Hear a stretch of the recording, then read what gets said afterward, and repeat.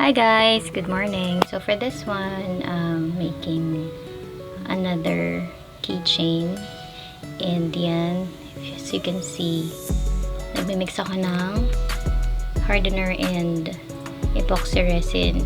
Itong gamit kong epoxy is ratio 1:1. So yan, mix lang up until wala nang streaks. Yung streaks is yung parang, and yan, nilagay ko na yung color blue. By the way, mica powder yung gamit ko dito. Kasi may iba-ibang types na pang color or gagawin na gamit pang kulay sa epoxy craft. May powder, merong liquid, may alcohol, meron ding pigmented. So yan, punas na lang sa gilid para pagka tumigas siya is malinis yung gilid niya. And then make sure that we check the molder para lahat ng gilid is even. Tsaka ma-avoid din ng bubbles yun. And yan, paunti-unti lang yung paglagay. And dahan-dahan din yung pag-pour para hindi mag-mix yung mga kulay. Kasi ito, maglalagay tayo ng design, diba? Yung kabila is may blue. Then the other side then is blue. And then clear yung gitna. So yun, toothpick lagi yung partner ko sa paggagawa niyan.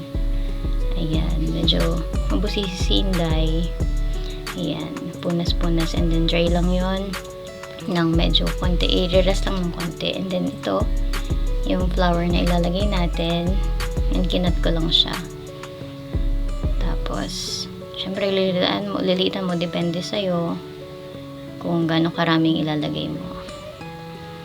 Ayan, and then gamit ko is tweezer or anything na basta pwedeng makakuha or pwedeng maipit yung bulaklak para mailagay mo siya dyan. And careful din na wag siyang madikit dun sa mixed epoxy.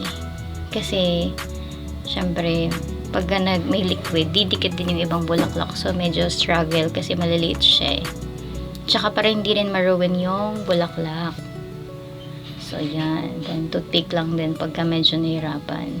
Kasi di ba yung toothpick patulis siya, pointed or pointy.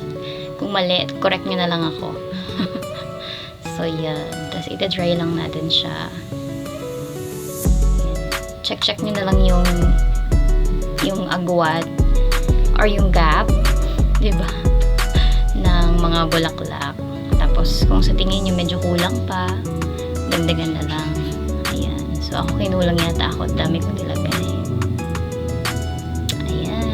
Tapos, i-rest lang natin yan ng mga onte. Tapos yan, tatakpan mo siya para walang alikabok or any unwanted particles na makapasok. Ayan. And then, after 8 to 12 hours, nag-dry na siya. And then, nalagyan ako ng pangalan. No customer. And pang regalo daw to guys. So, challenge accepted. So, pamimigay niyo to as pang regalo daw. Thank you sa umorder. Shout out. At yan na siya. Gawa na. Pero syempre guys, hindi pa ito nagtatapos. So, yung mga edges, you have to check na hindi siya rough. And then if it's kinda rough, you have to use na, ang ginagamit ko is yung ano eh, yung gamit ko is yung nail file. Check natin, pati yung sa may part ng loob para makinis talaga siya, maganda sa feel. Kumbaga, pag hinahawakan mo na siya, hindi siya matalim, gano'n. So yan. And then yung eye screw, pinamitan ko ng plies na maliit. Tapos ito nga pala guys, may ginagamit ako dito ang isa pang type of resin. Ito naman is UV, so kailangan natin yung UV lamp para ma-dry siya.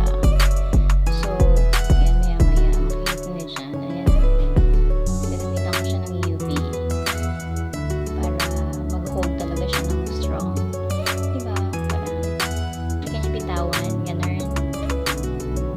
Ayan, so tatayo ko siya kaso ayaw niya guys. Natutumba talaga siya.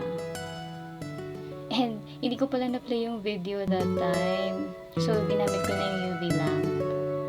And then this one, yung UV resin to guys. Yung mold, ano na to, yung parang last touch or last step. Ayan, at nagtry na nga siya.